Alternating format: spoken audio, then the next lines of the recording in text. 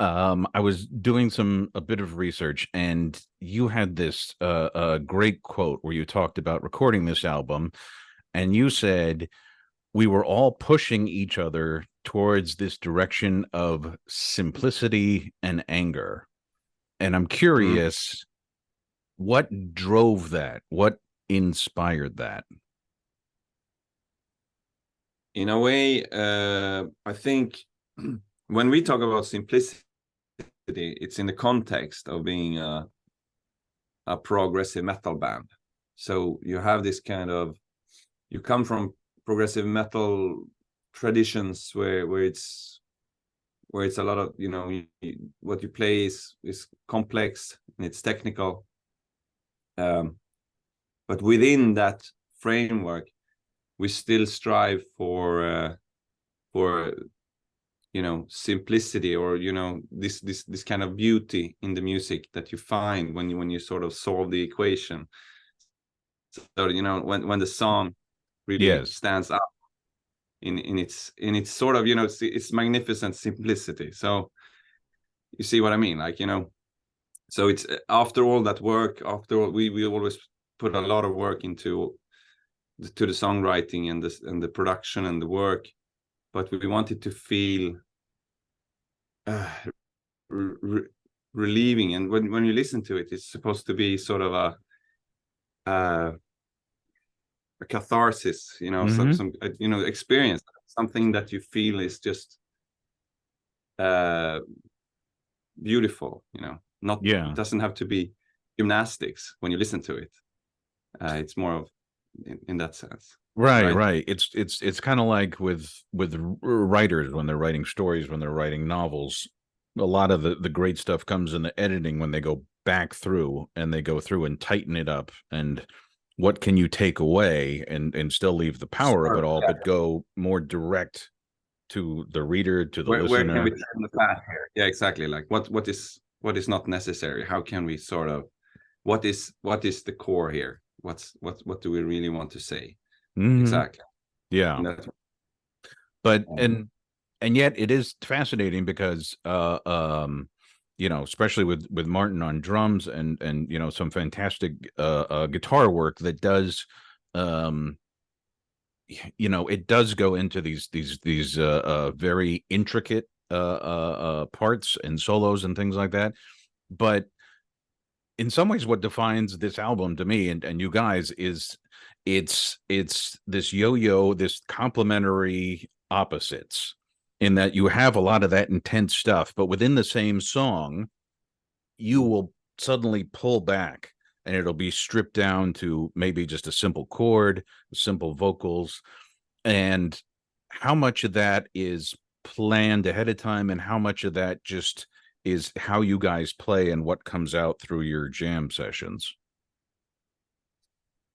uh, yeah, I would say it's planned in a sense that we or it just goes without saying, the band, that you never put yourself as an individual musician above the song.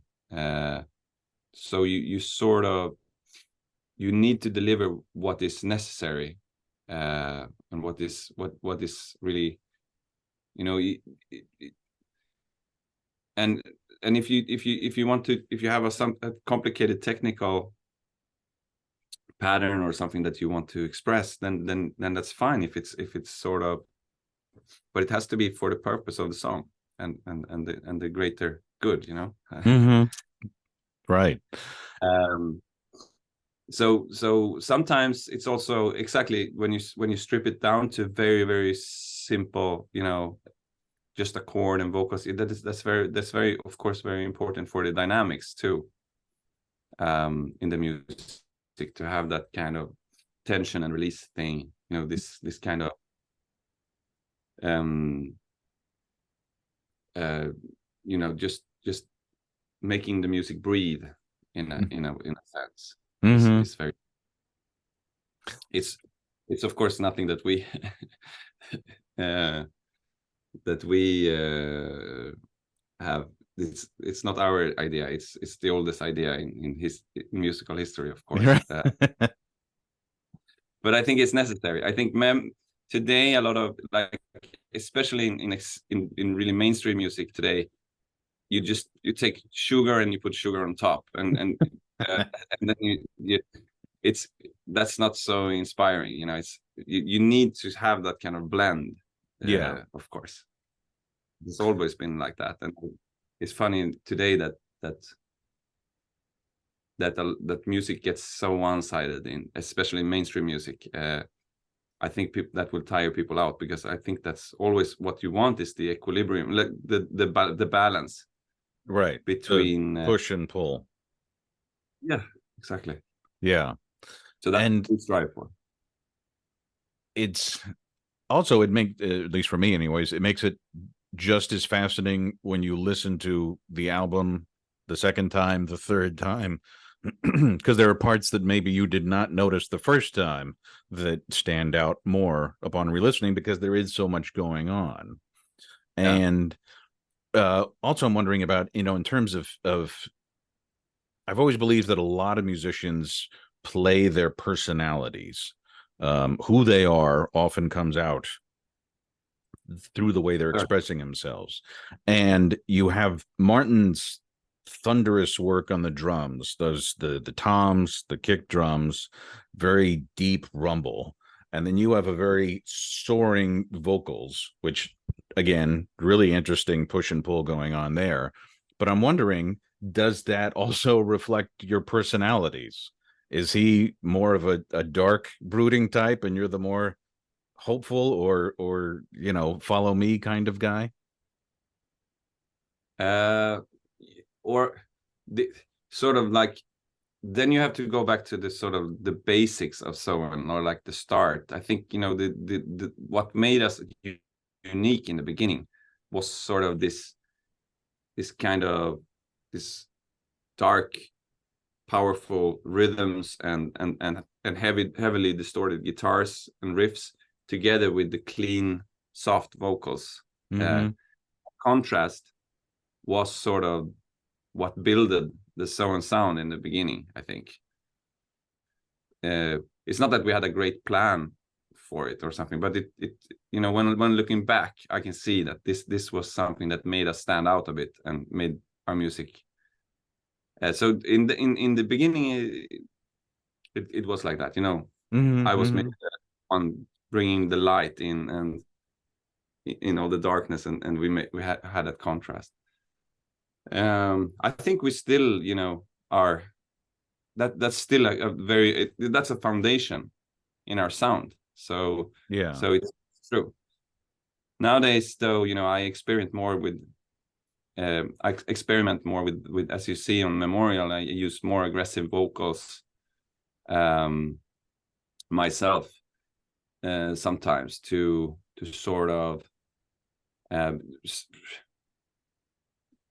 one part of it is that the songs really require it, I think. So, and another part is that, I also want to, I can't repeat myself in every album. I want to, bring in some new things as well.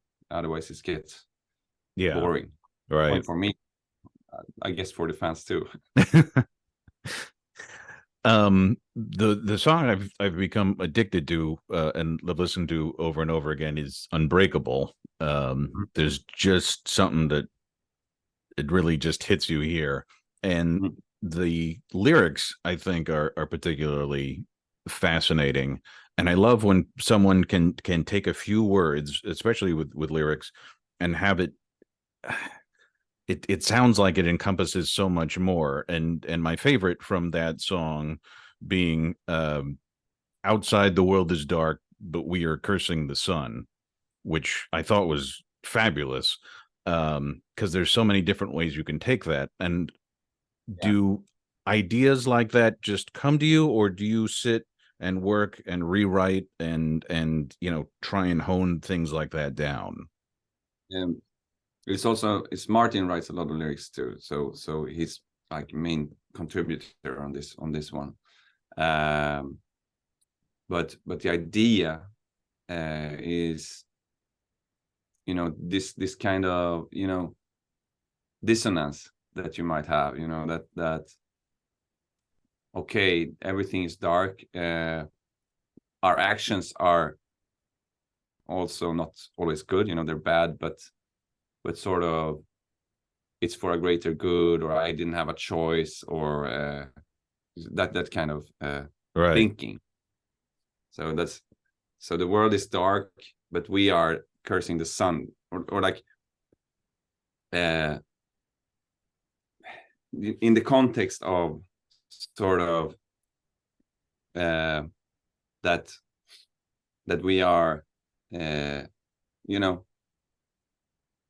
we're doing it for the greater good, or we didn't have a choice, you know, that kind of idea. Right. Just following orders, as many people fall back on with that excuse.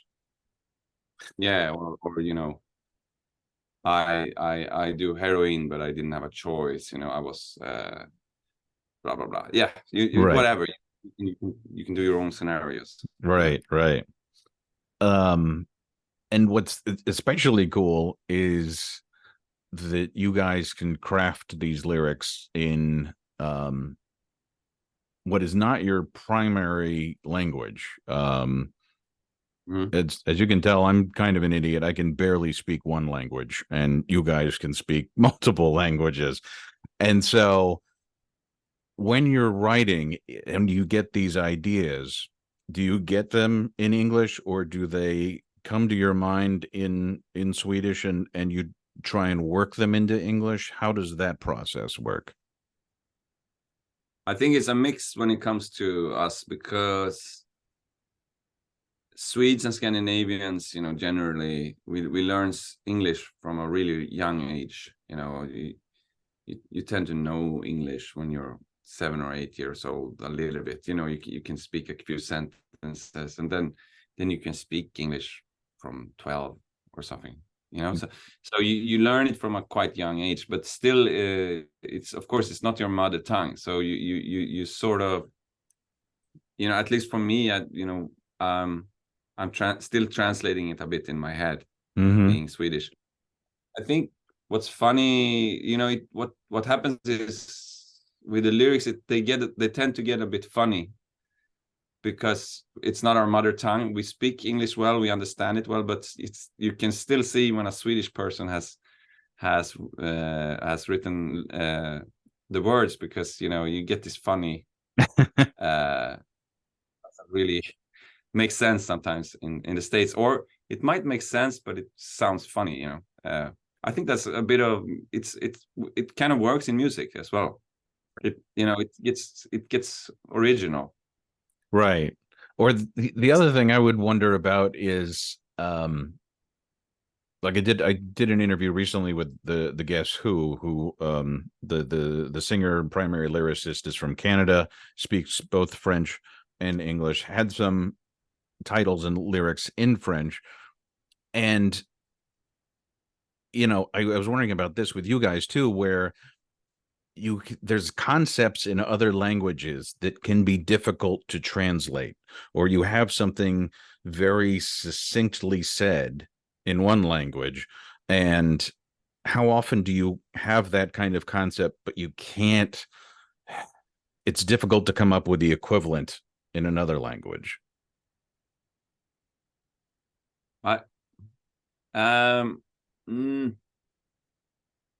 It can happen, but I think in those cases nowadays, I think we just go through with it. Even if it sounds a bit corny, we let it through. It's the same with in the beginning of my career. The producers used to tell me that I should choose an accent. You know, I should choose either American accent or English accent. So I should speak like you know. Yeah. And I just felt like, why the hell should I do that? You know, I have a Swedish accent, and it's my identity. Yeah. And you know, I don't see any problem with that. You know, I think people are. That's why if you listen to a Swedish band singing in English, I think it's okay. It's like, or if you listen to an Indian guy with an accent, he can speak perfectly well and it can be understood, but it might sound a bit different, but still, that's what it is, Yeah. And if we translate Swedish sayings to English, and it sounds a bit funny, then it's the same thing, it's at least it's original, it's something Yeah. new. You know what I mean? Right. Although, I mean, what's fascinating, like with that, again, that line from Unbreakable that I love is, I would argue that that's a better lyric than many native English speakers have written, because there's this great poetry to it. And I guess I would just say that reinforces what, you were saying of just be yourself, and there are natural advantages that are going to come from that. Yeah, I mean, it might remove some limitations. You kind of think without, outside the frame, or outside the box. Right. In Swedish, you would say outside the frame, for example. In Okay. US, you would say think outside the box. Yeah. So yeah, it happens all the time. We speak weird, but it gets into something else, and it hopefully it gets a bit poetic, rather than just strange.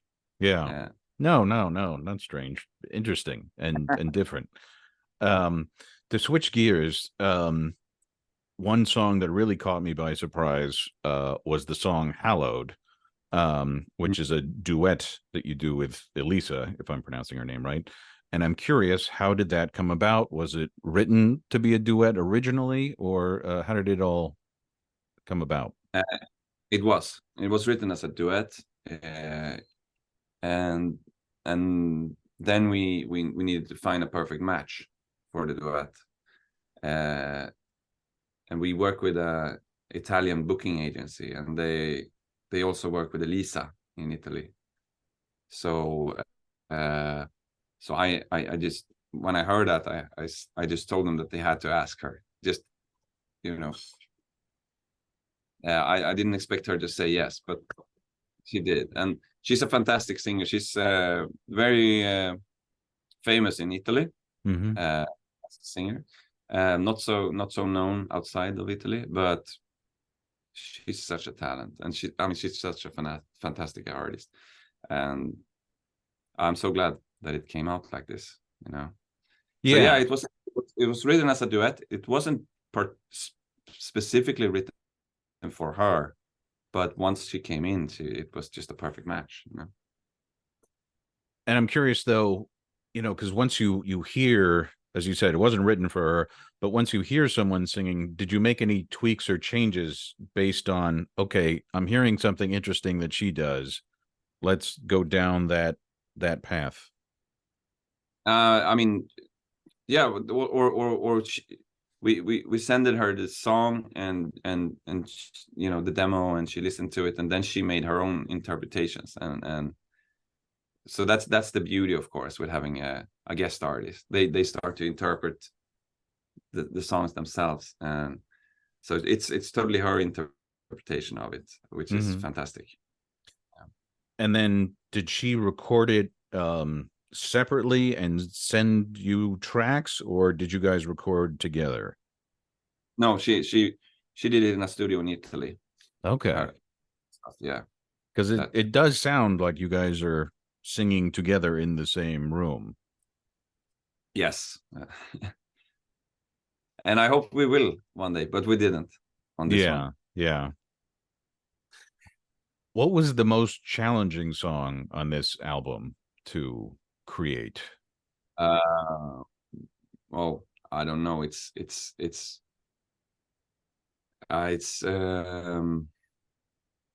funny when I don't know. All no, but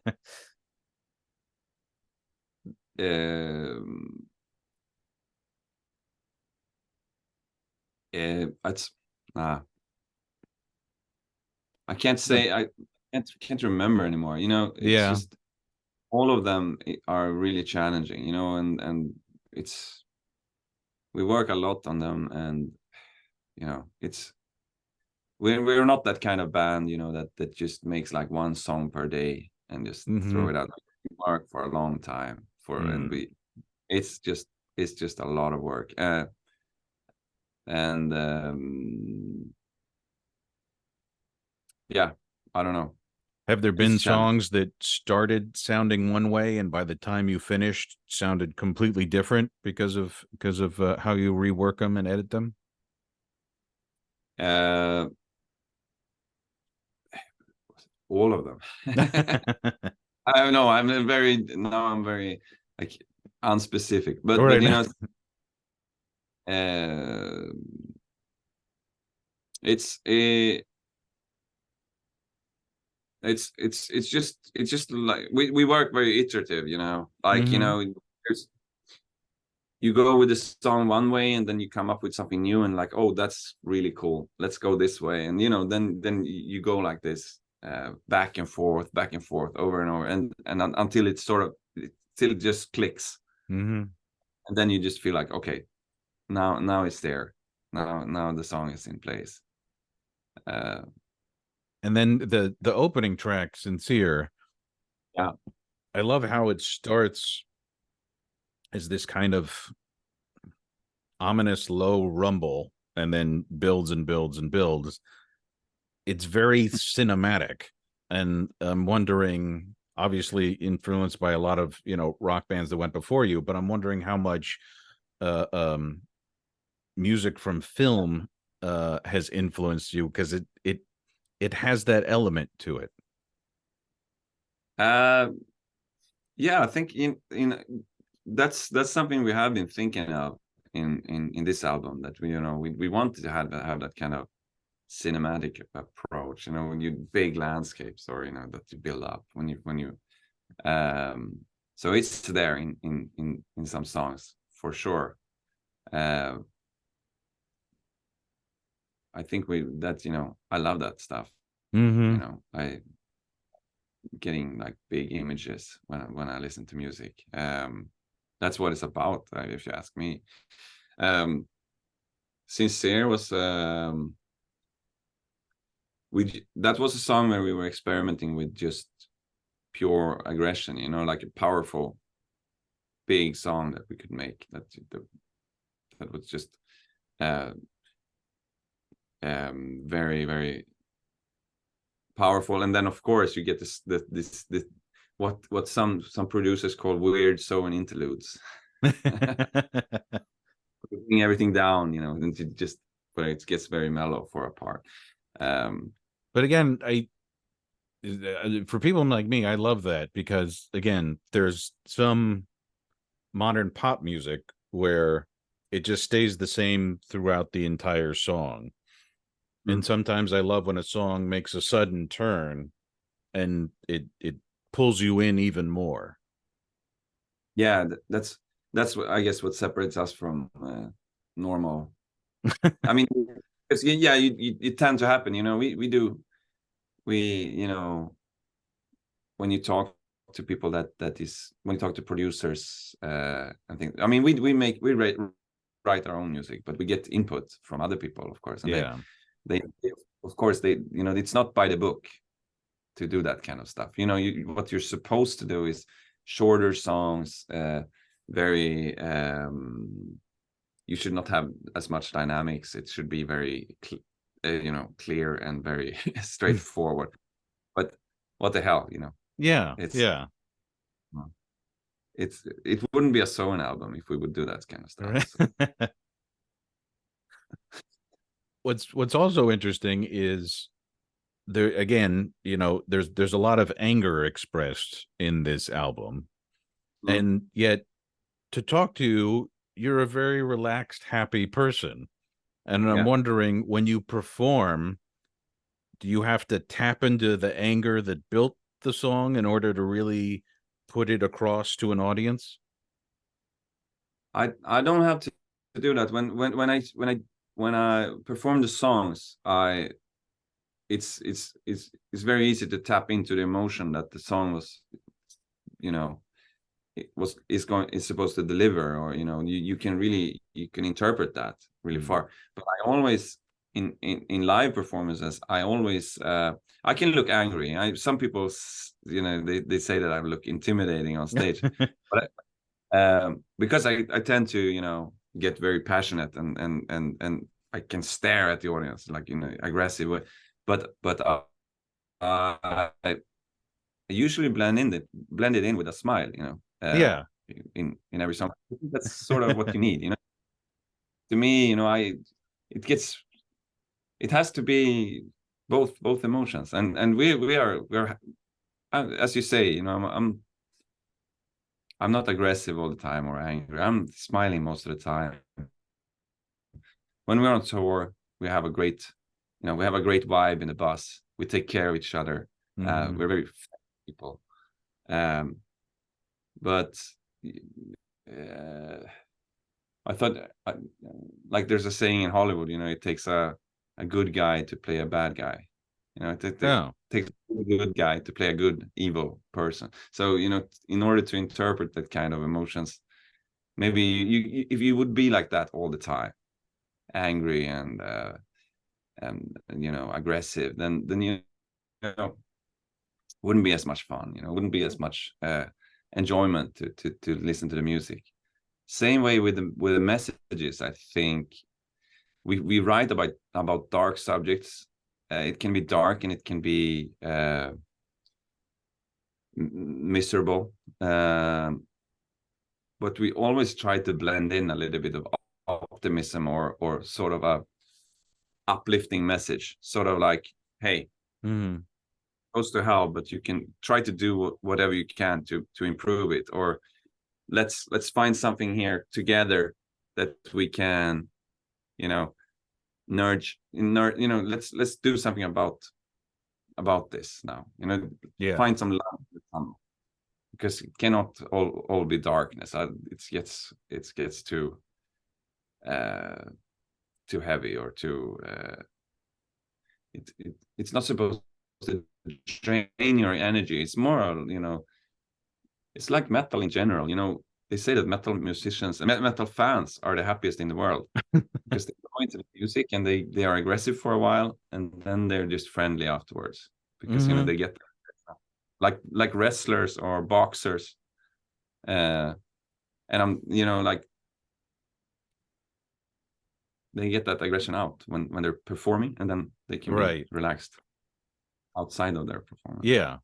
And also I think it speaks to the fact that things are not black and white. Everything is shades of gray. So it's everything is a mix, a swirl of different emotions. It's not ones and zeros on or off. So yeah, it sounds like you guys try and record the complexity of all these feelings.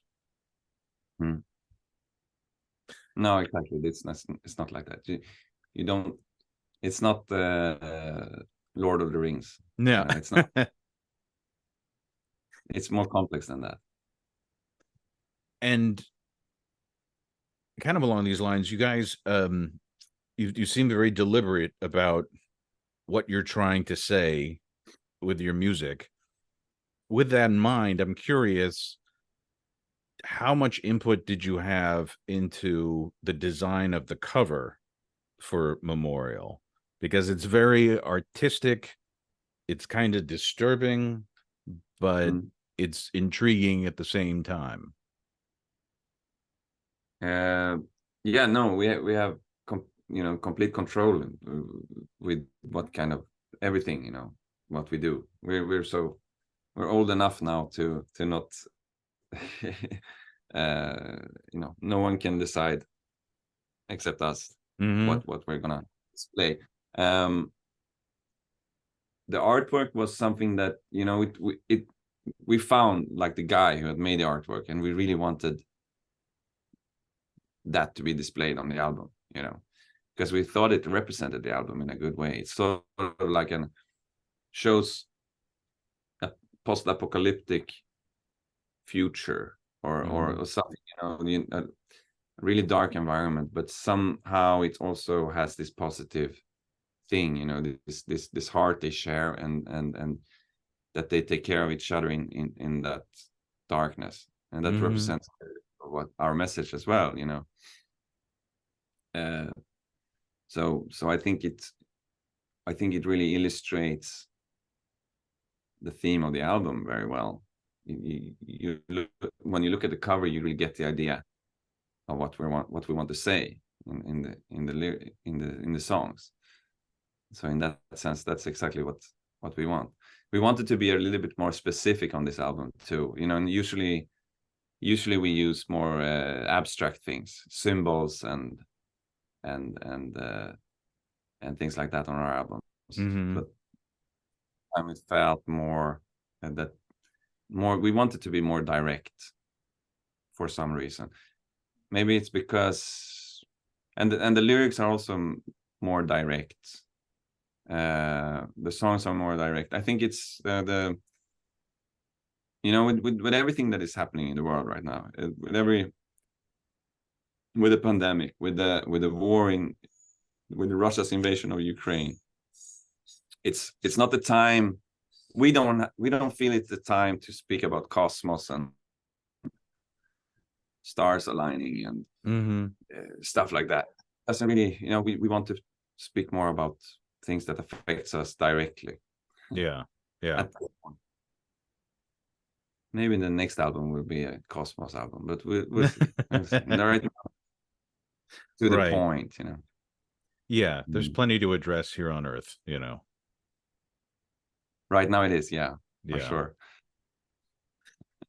All right, well, that's all the questions I had. Is there anything we didn't talk about that you want to talk about?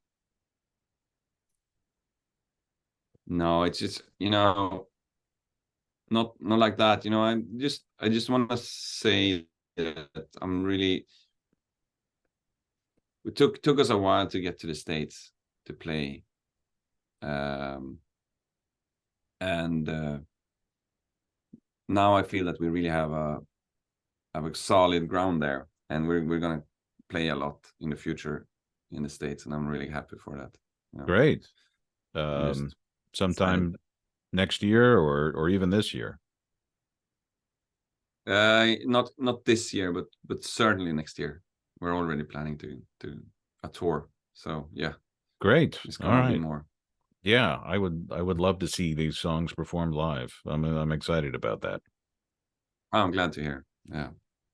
And I look forward to, you know, hearing it on either CD or vinyl and really getting the full experience when it is released. Get the vinyl. Yeah. We and that's, you know, we're still this kind of band that I know you're not supposed to, like, if you ask some kind of strategic person, blah blah blah, you're supposed to make singles and release them every now and then. We're still this band. We're still gonna do albums, and when we set the albums up, we say, you know, side A, side B, you know, like that, you know. It's just the way we want it, and I don't think we will change that. So, no, and yeah, you know, and that's how I grew up.